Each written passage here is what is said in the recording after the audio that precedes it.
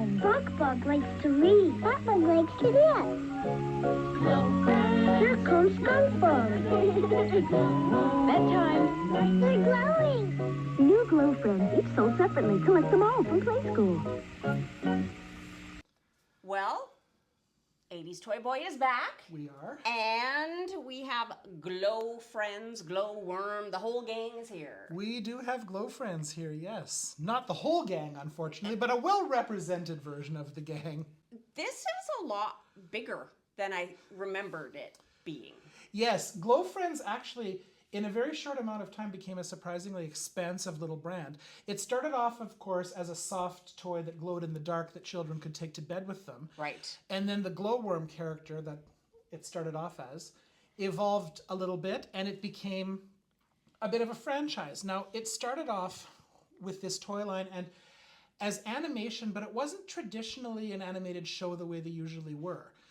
There was a show in the mid-'80s called My Little Pony and Friends. Yeah. The first half was always My Little Pony, and the second half alternated between other Hasbro properties.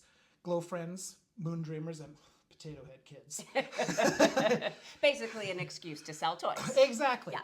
And of the three of them, GLO Friends was probably the one that had the most episodes and was also the one that had the most extensively developed lore. The GLO Friends animation premise was actually quite similar to that of Smurfs. Okay, sure. So if you're familiar with the Smurfs, you kind of have a feel for what was going on. There's a hidden village, there's a villain trying to corrupt the hidden village, blah, blah, blah. And Glowworm and his friends always save the day. But in addition to this, there were actually plans for something maybe bigger because one of the stories, it was a story arc told over multiple 10-minute episodes, appears to have been the length that could have been a movie. So, you know, they were maybe thinking about different ways they could sell toys by showing animation in different ways. Yeah. It never, to my knowledge, aired as a standalone movie, but it aired as episodes of the show. However, they did get a standalone Christmas special. Well, the GLO la-di-da. Friends Save Christmas, and of course they do. Of course they do. So I have this on VHS, and if you're so inclined, all of this is available to find on YouTube. You can watch this special on YouTube.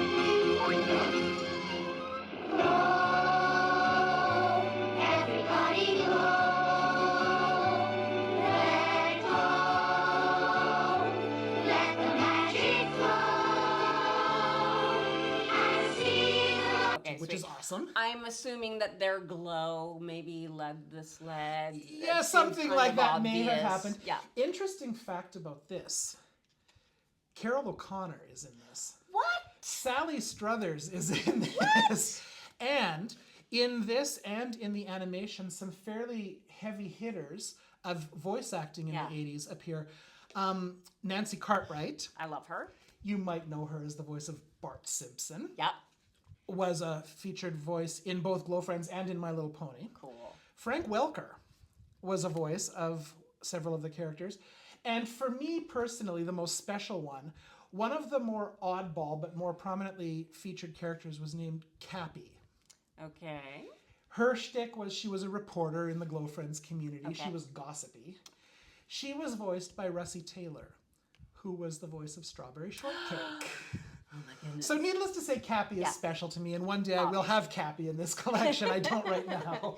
You have just recently kind of been working on GLO Friends. Yeah, like I've always liked them and would pick them up when I found them in thrift stores, but the spark has been lit, and I kind of want to be a little bit more intentional about this.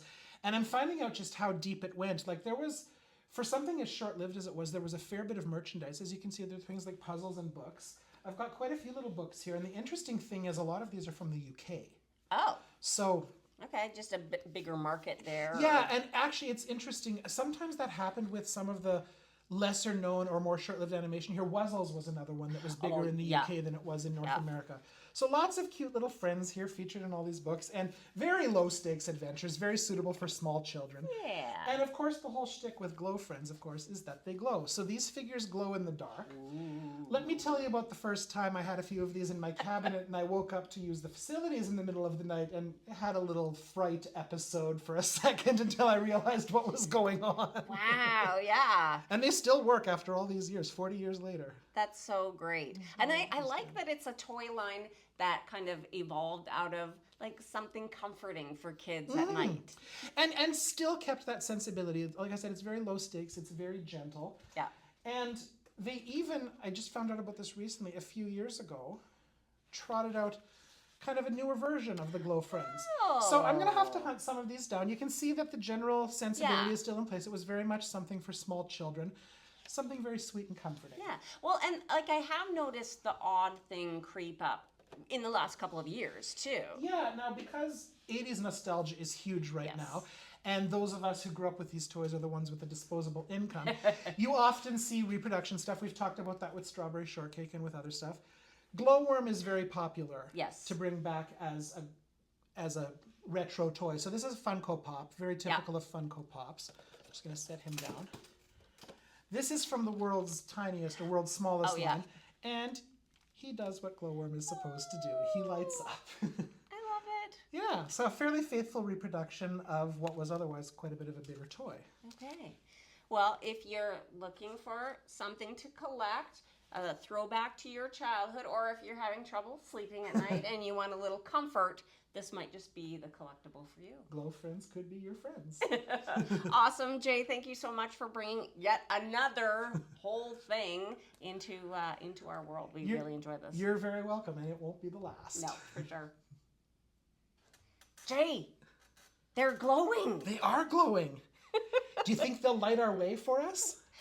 They might. They're good shepherds anyway. They are. Oh, these are fabulous.